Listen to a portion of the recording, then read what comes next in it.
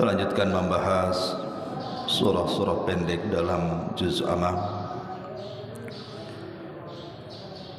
Minggu yang lalu kita membahas suratul Asr, dan pagi ini kita akan membahas surah Al-Humazah.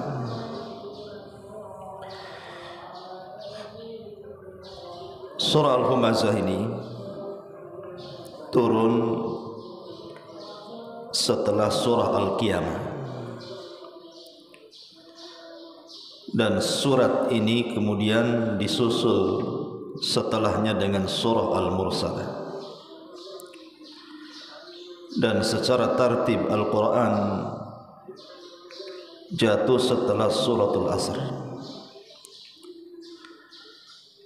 Tentu ada kaitan peletakan surat di dalam Al-Quran sebelum dan sesudahnya,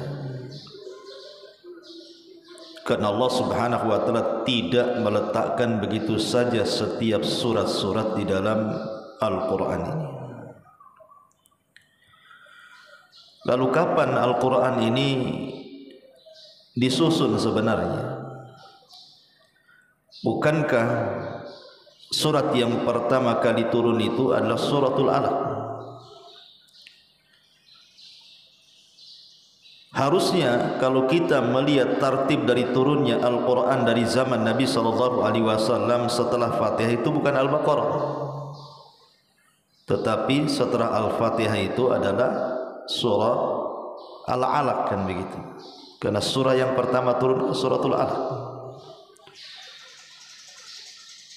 Dan surat yang terakhir yang turun secara sempurna adalah suratul Nasr. Idza jaa nasrullah, ini surat terakhir turun, maksudnya secara sempurna satu surat. Tetapi kalau ayat yang terakhir turun adalah ayat yang tercantum dalam surah Al-Baqarah, wattaqu yawman turja'una fihi ilallah. Lalu kenapa kemudian susunannya menjadi Al-Fatihah, Al-Baqarah, Al-Imran, sampai kemudian Al-Humazah, Al-Asr, dan begitu seterusnya? Kapan itu terjadi penyusunan itu? Sebagian para ulama mengatakan boleh jadi terjadinya penyusunan Al-Quran itu di bulan Ramadan, saat Jibril turun kepada Nabi SAW untuk tadarus Al-Quran. Karena Rasul itu setiap Ramadan didatangi Jibril. Lah boleh jadi ketika itulah tersusun surat demi surat. Diletakkan Al-Fatihah dulu, kemudian Al-Baqarah, kemudian Al-Imran, dan begitu seterusnya sampai diakhiri dengan suratul Nas. Lah di sini kita baca dulu suratnya baru kita jelaskan. Allah Subhanahu wa taala mengatakan wailun likulli humazatil lumazah. Celaka setiap humazah pengumpat, lumazah dan pencela. Alladzi jama'a malan wa 'addada, yang mengumpul-ngumpulkan harta kemudian menghitung-hitungnya. Yahsabu anna malahu akhlada, manusia mengira bahwa hartanya dapat mengekalkan dirinya. Kalla, sekali-kali tidak. La yumbadanna fil hutamah, pasti dia akan dilemparkan ke dalam neraka hutamah. Wa ma adraka mal hutamah, tahukah kamu apa neraka hutamah itu? Narullahil muqadah, yaitu api Allah yang dinyalakan. Allati tattali'u 'alal afidah, yang membakar sampai ke hati. Innaha 'alaihim mu'sadah, sungguh api itu 'alaihim, atas mereka, musadah, tertutup dengan sangat rapat. Fi 'amadin mumaddadah, dan mereka diikat pada tiang-tiang yang sangat panjang yang ada dalam neraka. Wailu likulli humazatil lumazah, sebenarnya humazah dan lumazah itu bagian daripada ghibah. Dia bagian daripada ghibah, dan ghibah itu dosa besar. Makanya di sini Allah Subhanahu wa taala memulakan kalimatnya dengan wailun dalam juz amal. Surat yang dimulai dengan wailun itu dua. Pertama surah Al-Mutaffifin, wailun lil mutaffifin. Kemudian di sini yang keduanya wailun likulli humazatil lumazah. Dua surat baik Mutaffifin ataupun Humazah, dua-duanya surat dalam rangka membela orang-orang du'afa, orang-orang yang lemah dan orang-orang yang beriman. Sebenarnya Humazah dan Lumazah itu di zaman Nabi SAW tahu siapa orangnya, karena setiap ayat di dalam Al-Quran itu terkadang ada asbab nuzulnya. Kenapa sampai turun ayat ini atau surat ini? Artinya sudah tahu sebenarnya orangnya ketika surat Al-Humazah ini turun, siapa yang dimaksud. Tetapi Allah Subhanahu wa taala tidak menyebut orangnya. Allah hanya menyebutkan sifat-sifatnya saja. Untuk apa? Sebagai bukti bahwa Al-Quran itu bukan dibatasi waktu. Sebab kalau disebutkan orangnya berarti dibatasi waktu hanya di zaman Nabi saja. Lah ketika Al-Quran tidak menyebutkan siapa orang yang dimaksud Humazah dan Lumazah itu di zaman turunnya ayat ini, hanya disebutkan sifatnya Humazah dan Lumazah itu, menunjukkan Al-Quran ini sifatnya universal, umum, berlaku di zaman Rasul dan berlaku di zaman sekarang. Karena menyebut sifat, maka siapapun yang memiliki sifat Humazah dan Lumazah, tidak mesti kepada orang yang turunnya ayat ini di zaman Rasul, maka dia masuk pada surah Humazah ini. Siapapun dia, tidak mesti di zaman Nabi, gitu maksudnya. Di zaman kita pun kalau kita memiliki sifat Humazah dan Lumazah berarti masuk pada ancaman wailun. Dan dalam kaidah Al-Quran, setiap dosa yang dimulakan dengan kalimat wailun maka dipastikan dosa itu dosa besar. Setiap dosa yang dimulai dengan kalimat wailun dipastikan itu dosa besar. Wailun lil musallin alladzina hum an salatihim sahun. Orang-orang yang sahun dalam salatnya, mengakhir-akhirkan waktu salat sampai keluar waktunya, dosa besar. Makanya Allah mengatakan wailun, celaka mereka. Wailun lil mutaffifin. Mutaffif adalah orang yang mengurang-urang takaran dan timbangan. Terkadang kalau kita mengurang-urang takaran dan timbangan dalam jual beli itu, kita tidak tahu siapa yang membeli. Boleh jadi dia fakir miskin, boleh dia jadi anak yatim, boleh jadi orang susah. Tiba-tiba kita kurangi hak mereka, dosa besar. Makanya Allah mengatakan wailun, celaka mereka. Termasuk di sini wailun, celaka likulli humazatil lumazah. Siapa Humazah dan siapa itu Lumazah, dan apa itu Humazah? Sebelum saya menjelaskan apa itu Humazah dan Lumazah, kita akan mengenal apa makna wailun itu. Ahli tafsir mengatakan bahwa wailun itu artinya wadin fi jahannam, sebuah lembah yang terletak di dasar jahannam. Syadidul qa'ri wa syadidun natani wa sadidul dhulmi.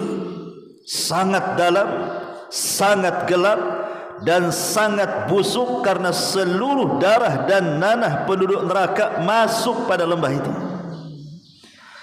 Saking mengerikannya lembah ini, sampai-sampai Jahannam setiap hari berlindung kepada Allah Subhanahu wa taala, ketakutan dengan lembahnya.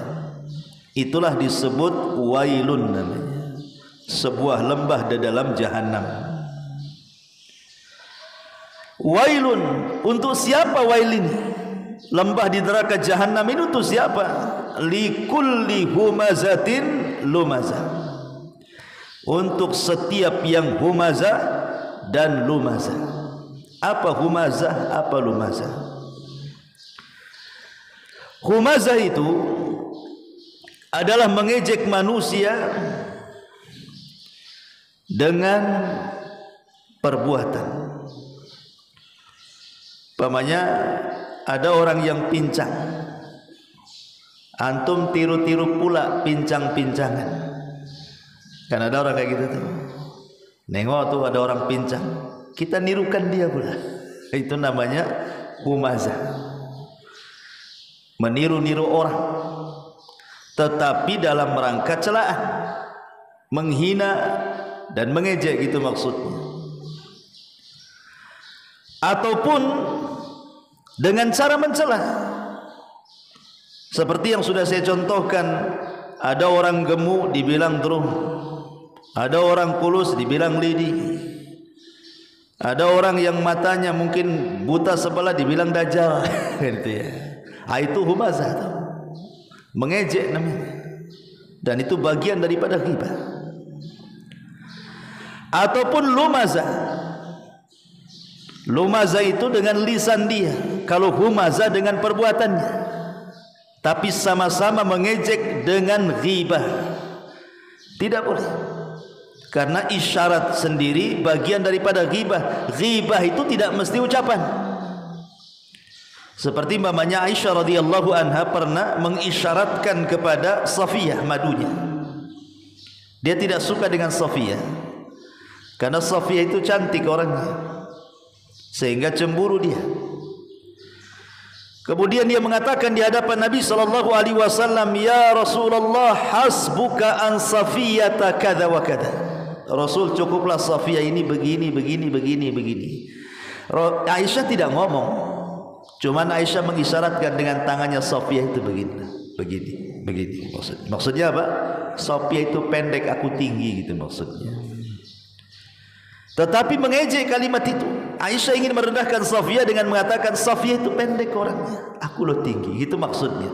Tapi tidak dengan lisan, dengan isyarat tangan saja. Tapi Nabi SAW murka dan mengatakan, "Ya Aish, laqad qulti kalimatan law muzizat bihal bahru lamazazathu." Aisyah, engkau sudah melemparkan satu kalimat ke dalam air lautan, yang kalau seandainya kalimat itu masuk ke dalam lautan, sungguh satu lautan dunia tercemari dengan kalimat itu. Satu kalimat ghibah bisa mencemari seluruh air lautan satu dunia. Padahal sampah satu kota Batam, kalau antum lempar ke lautan, belum tentu satu lautan tercemari. Tapi satu kalimat ghibah cukup mencemari seluruh air lautan. Dahsyatnya ghibah. Ya. Ma'asyiral muslimin yang dimuliakan Allah Azza wa Jalla, wailun likulli humazatin lumazah. Intinya humazah dan lumazah itu bagian daripada ghibah. Dan seburuk-buruk ghibah itu adalah ucapan menjelek-jelekan manusia. Dari sini kita tahu bahwa ketika anggota badan kita dari atas kepala sampai kaki yang paling memungkinkan menyakiti perasaan orang adalah lisan. Makanya Allah jadikan lisan ini penyebab terbanyak orang masuk ke dalam neraka. Saya ulangi, dari anggota badan kita dari kepala sampai kaki, yang paling mudah dan paling banyak menyakiti manusia itu lisan kita. Ketika lisan inilah yang paling banyak menyakiti hati manusia, maka itu pula yang menjadikan manusia terbanyak masuk neraka gara-gara lisannya. Muadz bin Jabal radhiyallahu anhu pernah mengatakan di hadapan Rasul, apakah manusia kebanyakan masuk neraka gara-gara perbuatan lisan mereka? Maka Rasul mengatakan, sakilatka ummuka ya Muadz, wa hal yakubbun nas fi nari jahannam illa hasaidu alsinatihim. Celaka engkau hai Mu'ad, orang yang paling banyak masuk neraka itu akibat ulah lisan-lisan mereka. Karena lisan ini adalah yang paling banyak menyakiti hati manusia. Sampai ada istilah luka badan masih bisa diobati, tapi luka hati entah kapan disembuhkannya. Makanya ada istilah lebih baik sakit gigi daripada sakit hati gitu. Ada ya istilah kayak gitu, subhanallah ya. Ma'asyiral muslimin yang dimuliakan Allah Subhanahu wa taala, wailun likulli humazatil lumazah. Humazatil lumazah.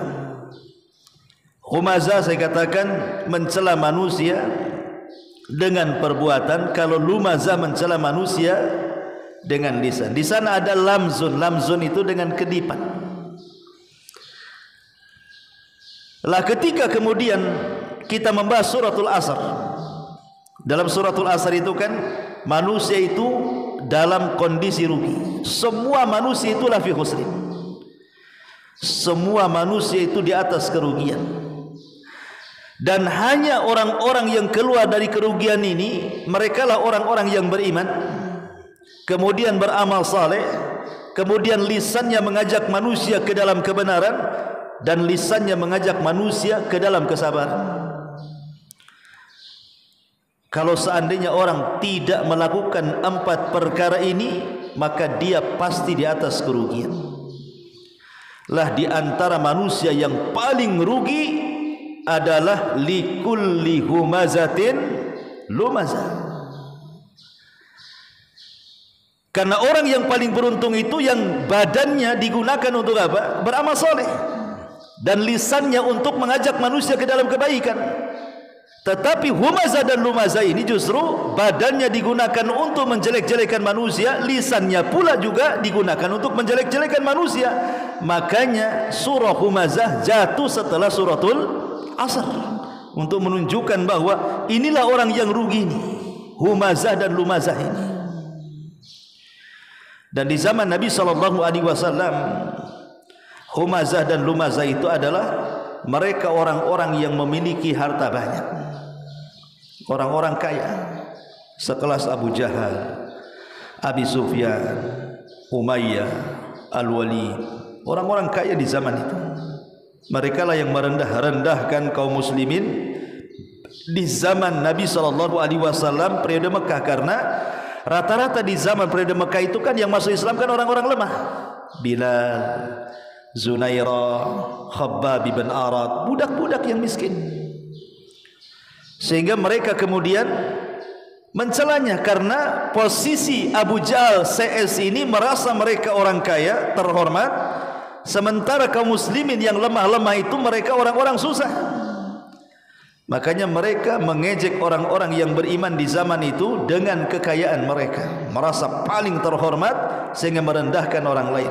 Dari sini Allah mengatakan alladzi jama'a malan wa 'addada. Berarti sifat humazah dan lumazah itu lekat dengan orang yang mengumpul-ngumpulkan harta dan menghitung-hitungnya.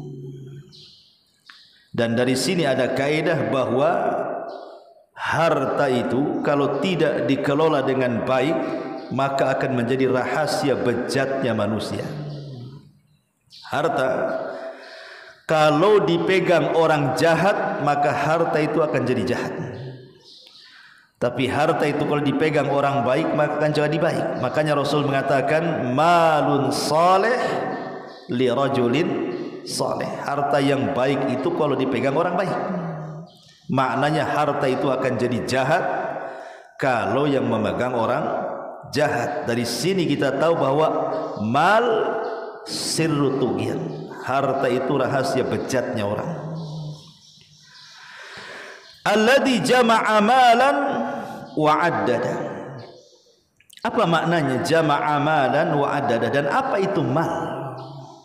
Kenapa bahasa Arabnya harta itu mal? Mal itu diambil dari mala yamilu mailan. artinya kecondongan hati. Makanya Imam Syafi'i rahimahullahu taala mengatakan apa? Ra'aitun nasa qad malu ala man indahu malun wa ma la indahu malun fannasu anhu qad malu. Ra'aitun nasa qad dhahabu ala man indahu dhahabun wa man la indahu dhahabun fannasu anhu dhahabu. Ra'aitun nasal munfadhah ala man indahu fiddah wa man la indahu fiddah fannasu anhul munfadhu. Itulah syairnya Imam Syafi'i ketika menggambarkan posisi harta. Apa kata Imam Syafi'i? Ra'aitun nas, aku melihat manusia qad malu, sungguh mereka condong kepada siapa? Ala man indahu malun, kepada orang yang punya harta. Wa mala indahu malun, tapi kalau orang tidak punya harta, fannasu anhu qad malu, pasti manusia akan pergi dari dia. Ra'aitun nasa qad dhahabu, manusia pada pergi kepada siapa? Ala man indahu dhahabun, kepada orang yang memiliki banyak emasnya. Wa man la indahu dhahabun fannasu anhu dhahabu, dan orang yang tidak punya emas banyak, manusia pergi dari dia, dan begitu seterusnya. Artinya bahwa disebut harta itu mal dan disebut mal itu mal karena hati ini condong ingin memilikinya. Harta ini disebut mal karena manusia itu cenderung ingin punya. Orang punya mobil pengen juga, orang punya rumah pengen punya rumah, orang punya tanah pengen punya tanah. Pokoknya sesuatu yang condong kepada itu, itulah harta. Lah harta itu menyodot manusia. Kalau ada rapat masjid, satu Pak Imam hafal Quran, satu pula muhsinin banyak uang, rapatlah satu meja. Kata Pak Imam ini pendapat saya begini-begini dalilnya. Kata yang punya harta, enggak begitu. Kalau enggak saya stop harta saya. Kira-kira yang dimenangkan imamnya atau muhsininnya ini? Adalah imam aja di cancel, bisa diganti kalau imam. Muhsin ini susah nyarinya ini kan gitu ya. Itulah harta. Harta ini kadang-kadang nyedot orang. Siapapun yang punya harta, maka manusia akan cenderung kepada dia. Makanya harta disebut mal karena mailul qalbi, ada kecenderungan hati, itu maksudnya. Ma'asyiral muslimin yang dimuliakan Allah Azza wa Jalla, jama'a malan wa addada. Kalimat wa addada, ada yang mengatakan maksudnya yang mengumpul-ngumpulkan harta dan berbagai macam harta yang ada. Artinya kalau sudah punya mobil pengen punya rumah, kalau sudah punya rumah pengen punya tanah, kalau sudah punya tanah pengen punya ini, punya itu. Pokoknya berbagai macam harta kalau bisa dia punya. Itu makna yang pertama, wa'addada. Makna yang kedua kata para ulama, jama'a amalan wa'addada, itu artinya wa'addada di sini menghitung-hitung. Ini saya sudah punya kos-kosan 3 pintu. Rupanya di sampingnya ada tanah kosong. Tanya tuh, itu tanah siapa ya? Dijual enggak tuh? Gitu, mulai itu dia. Siapa yang punya ya? Ada enggak nomor teleponnya? Gitu. Untuk apa? Kalau bisa nambah pintu lagi. Nih kalau sudah kena nih tanahnya, dibuat lagi kos-kosan sama dia kan. Di depannya ada tanah kosong lagi. Ini punya siapa nih? Mulai begitu. Itu namanya wa'addadah namanya. Pengen bertambah dan bertambah. Tengok saldo rekening kok tak tambah-tambah ini. Kalau bisa tambah gitu ya. Jadi itu maknanya wa'addada. Jama'a malan wa'addada. Kecenderungan manusia kalau sudah mengumpulkan harta pasti ingin bertambah. Itu manusiawi sebenarnya. Mengumpul-ngumpulkan harta itu tidak tercela.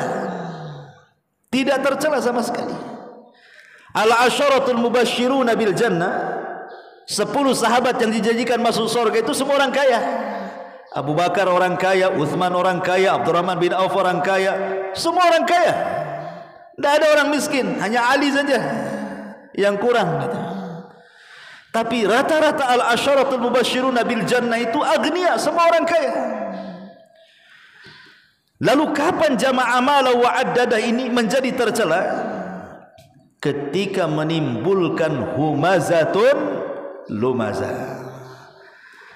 Kalau dengan harta itu menjadi humazah, dengan harta menjadi lumazah, mulai dia sombong dengan hartanya, kemudian merendahkan yang lainnya, itu yang enggak boleh. Atau kemudian menjadi bakhil dan tidak menginfakkan hartanya, itu menjadi tercela tuh. Tapi kalau dia kaya sekaya Abu Bakar, kemudian diinfakkan sekaya Utsman, diinfakkan sekaya Abdurrahman bin Auf, diinfakkan, itu yang luar biasa. Karena Rasul mengatakan, maluka ma akalta fa afnaita wa ma labista fa ablaita wa ma tasaddaqta fa abqaita. Hartamu yang kau makan habis, yang kau pakai usang, yang kau sedekahkan, itulah yang akan menjadi tetap bagi dia di kuburannya. Jama'a malan wa addada. Yahsabu anna malahu aghlada. Manusia mengira bahwa harta itu bisa mengekalkannya. Kenapa manusia mengira bahwa harta itu yang mengekalkannya? Bagi orang-orang susah, ketika memandang orang kaya, seolah-olah kekayaan itu bisa mengekalkan orang itu. Contoh sederhana, antum yang usianya mungkin sudah 50 tahun, tapi kaya.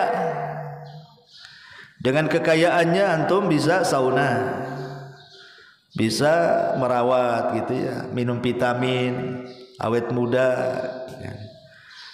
Kayaknya enggak tua-tua antum itu.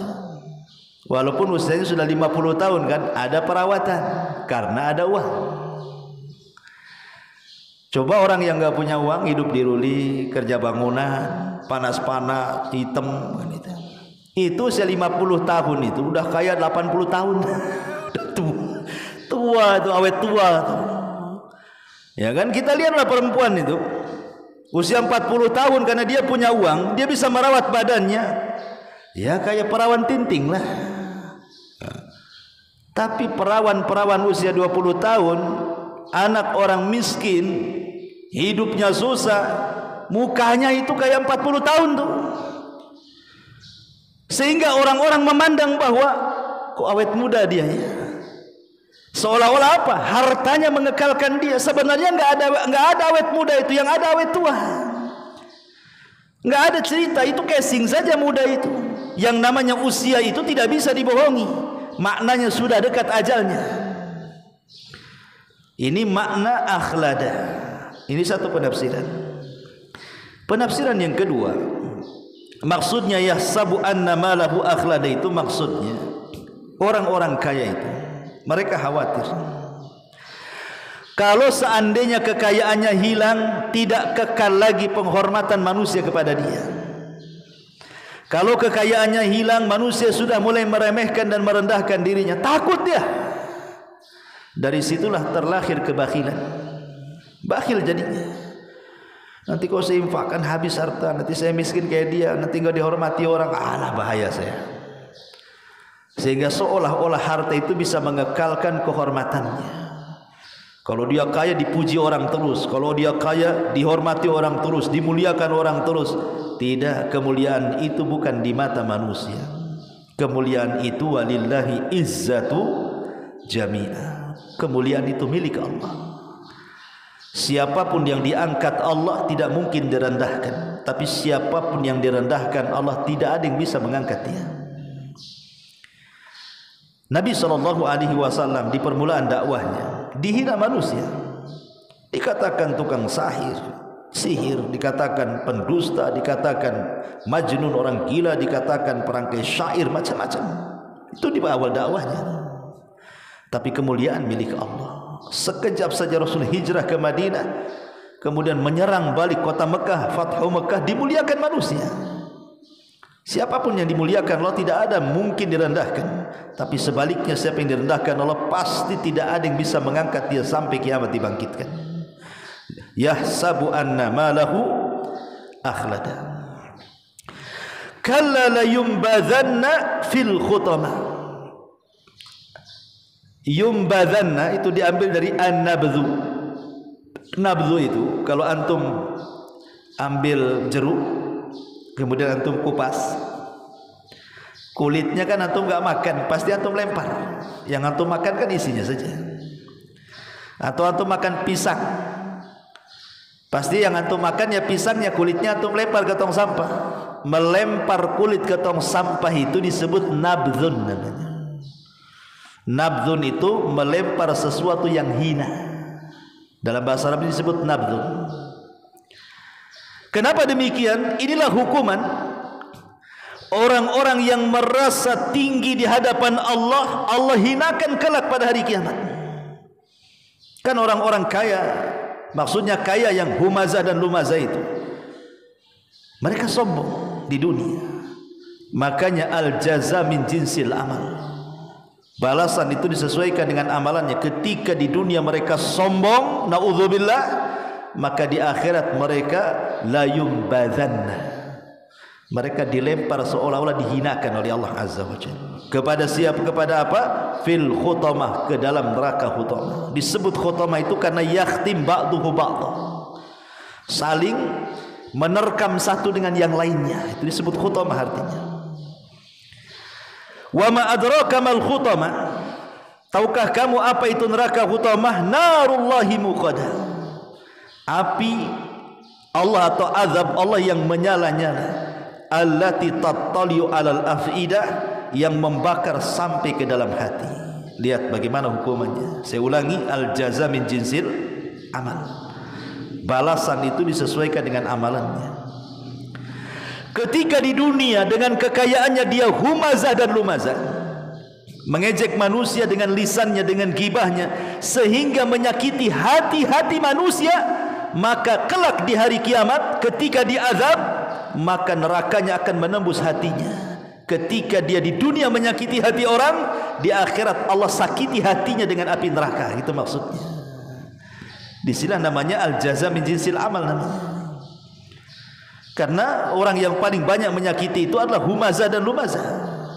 Makanya Allah balas di akhirat, sebagaimana engkau menyakiti manusia, hati-hati manusia di dunia, sekarang inilah azabnya. Dengan cara apa? Innaha alaihim muqsadah fi amadim mumaddada. Allah sediakan satu tiang yang sangat besar, kemudian diikat di tiang itu. Kemudian api didekatkan, api itu tidak langsung membakar, tetapi api itu didekatkan sehingga dia merasa kepanasan yang luar biasa, mulai dari kulitnya, tulangnya, sampai menembus hatinya. Dan itu siksaan yang luar biasa. Orang kalau langsung dicemplungkan ke dalam api, selesai, sebentar aja mati. Tapi kalau orang ini didiamin, apinya mendekat kita, itu lambat matinya tuh. Ya kan? Kalau orang dimasukkan ke dalam api kan langsung gosong, selesai kan gitu ya, cepat dia siksaannya. Tapi kalau diikat di tiang, kemudian apinya dekat dengan kita, jangan lagi dekat. Ada kebakaran rumah saja kita dekat-dekat tuh panasnya luar biasa tuh kan. Berusaha kita menghindar dari situ. Begitulah hukuman humazah dan lumazah itu. Makanya Allah mengatakan innaha alaihim muqsadatun fi amadim mumaddada. Sungguh api itu di atas mereka ditutup rapat, sementara mereka terikat di tiang-tiang yang sangat panjang. Supaya apa? Supaya panasnya itu merasakan sampai ke ulu hati mereka, sebagai balasan mereka menyakiti hati manusia. Wallahu a'lam bishawab. Inilah tafsir singkat dari surah Al-Humazah. Subhanaka bihamdika asyhadu an la ilaha illa anta astaghfiruka wa atubu ilaik. Wallahu ta'ala. Assalamualaikum warahmatullahi